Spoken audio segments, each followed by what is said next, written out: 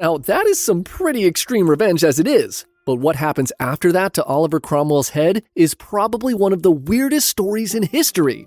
See, when Charles II dies and his brother James II takes over as king, Cromwell's head is still chilling up there 24 years later. But one night, a big storm snaps the spike, and the head falls off the roof and lands in the street.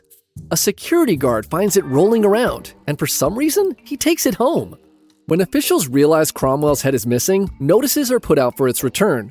But not wanting to incriminate himself as the person who stole it, the guard never returns it.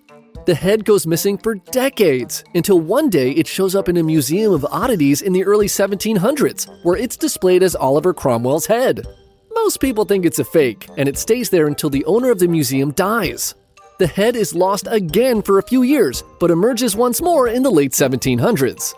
Now the property of a failed comedian named Samuel Russell, he brings it out at drinking parties, and he and his drunk friends throw it around like a football. Cromwell's head is then purchased by an investor and flipped for a much higher price to two entrepreneurs who set up a new exhibit that fails miserably. The head is then sold again to a man named Josiah Henry Wilkinson, who keeps it in his private collection and passes it down as a family heirloom for hundreds of years.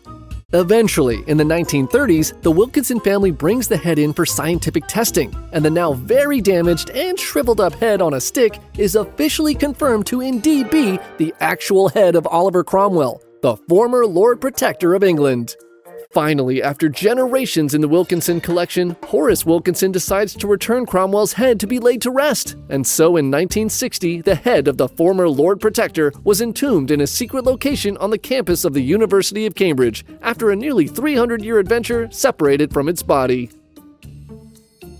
Thanks again to MyHeritage for helping us make this video. Get to know your family history by scanning this QR code or visiting our link in the description to start your 14-day free trial.